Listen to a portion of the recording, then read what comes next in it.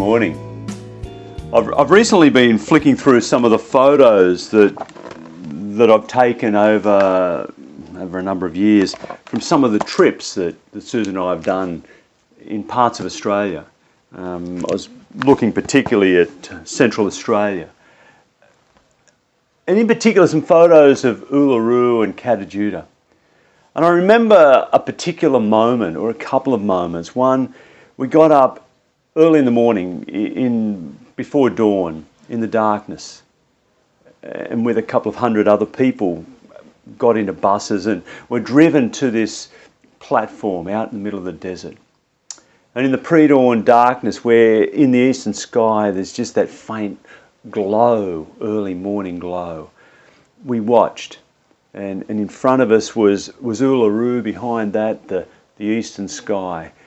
And off to the side was Katajuda, silhouetted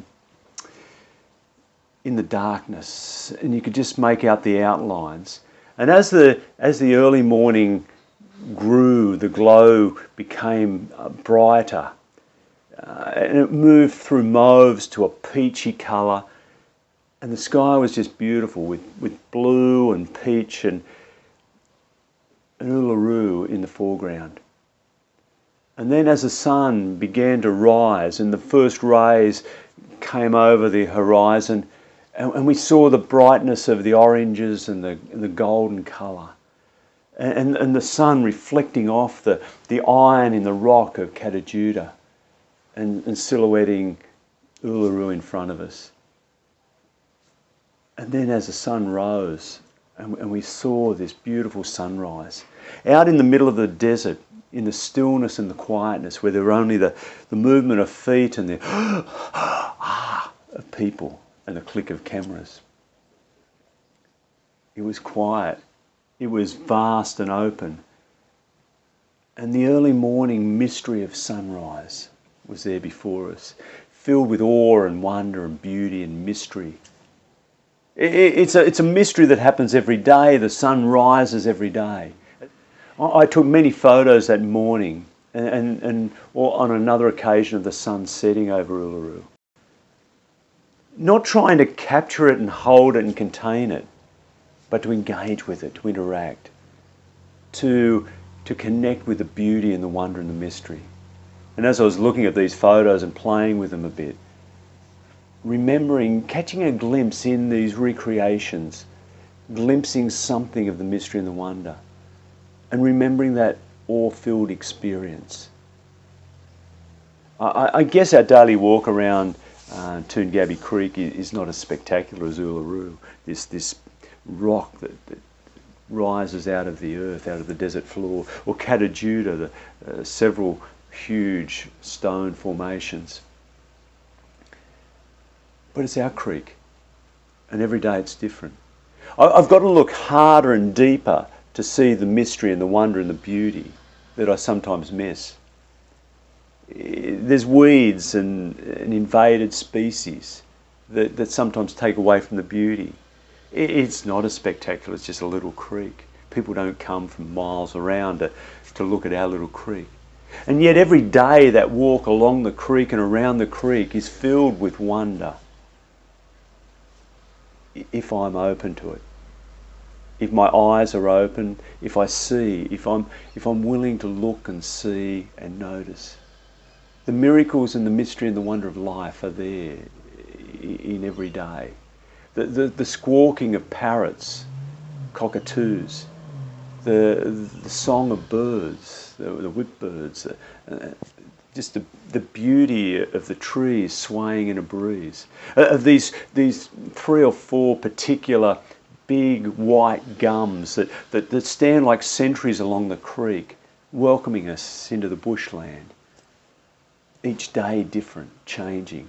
The bark falling off or shedding colour down across the trunks. There's this huge one that's divided trunk at the bottom and is huge and magnificent. And in amongst them all the little trees and big trees of other colours and types and styles, and in their season the flowers, and the creek that just rolls through, sometimes filled with water and sometimes just gentle stream.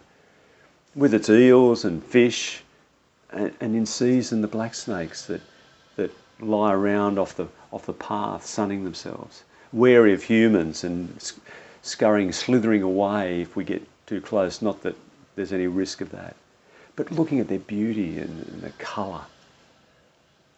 There's so much. And then in the winter, when the mists are over the creek and the sun's rising and filtering through the trees, again I'm filled with awe and wonder at the mystery of life and the beauty of life that is all around us. And I guess the science that I've learned decades ago can explain a lot of this away. And yet, it can't. It can't explain away the mystery. It can't take away this deep experience of awe and wonder that is life. It's something I can't control, I can't define. I can't even neatly and easily describe it. It's mystery, it's beauty, it's wonder. And I don't always know what to do with it, but it's there. Jesus has a name for it, and he calls it God's reign, the reign of God. And he says it's all around us, it's everywhere around us. He talks about it in stories, in parables. He says the reign of God is like a farmer who prepares his soil, and then he plants seeds. And the rains come and the sun shines, and one day he wakes up, he gets up, and there's shoots coming through the earth. This miracle has happened beneath the soil. And again, my science can explain it away, but it can't contain the mystery. It just heightens the beauty and the wonder and the awe and the mystery. And he says it grows, and soon he's got a harvest. The reign of God's like that. It works away mysteriously in the background in our lives. It's there all around us, and we glimpse it and we see it. But if we don't pay attention, we easily miss it. And the distractions of life take us away from the mystery and the wonder. And the heart of this mystery and wonder is love. And when I'm standing there looking at the sun rising over Uluru or reflecting off Katajuda, I'm filled with this awe, which is a lovely, joyful, hopeful, wondrous, lovely awe, filled with love and intensity of beauty. It's like when I hear, for me, a brilliant sax solo, a piece of jazz, Coltrane or Parker or one of those, and I'm filled with wonder. Or a beautiful song that just touches me, or a story that moves me deeply.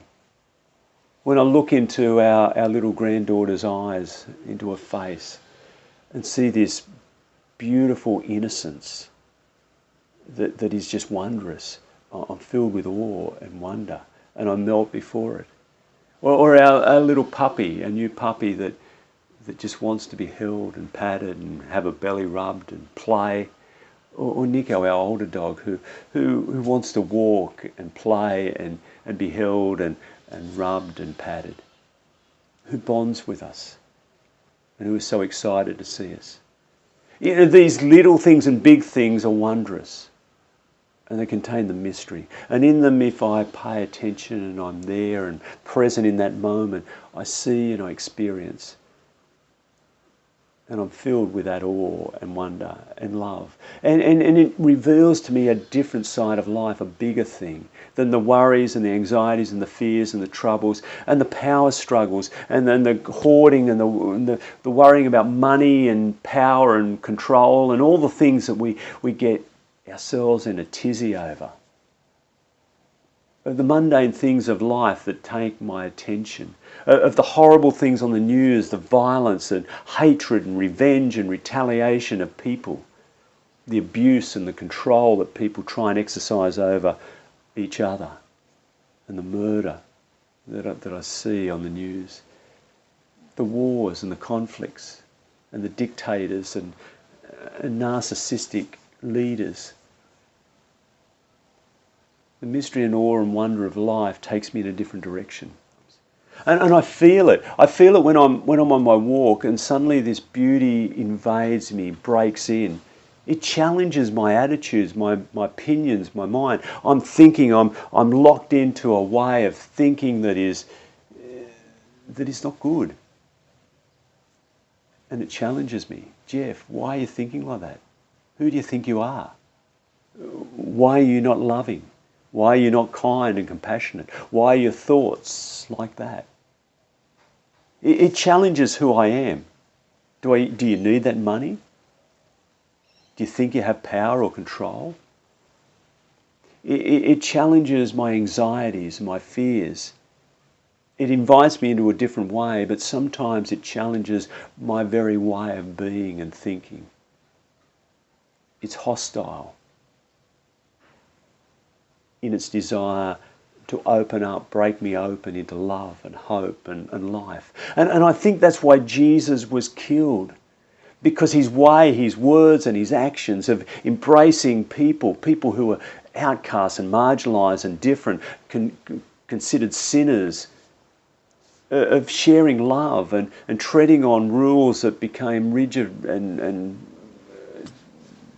controlling and pushing people away, he upset the status quo of people's lives, of their power, of their control, of their status, their authority. And so they had him killed. And I think the reign of God is like that. It intrudes into our lives where there is evil, I guess you'd say, where we're wrong, where what we're doing is not loving and kind and compassionate or just, or where we're neutral, and it invites us to make a difference, to act in love, to act in hope, in joy for all people.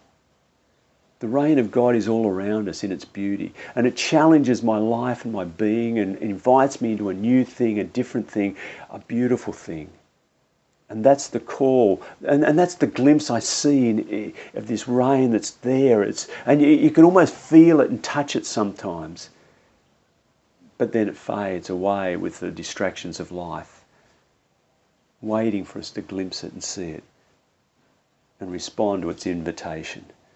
The reign of God is all around, and it's inviting us into a deeper, richer, fuller life, a life of love, of hope in God.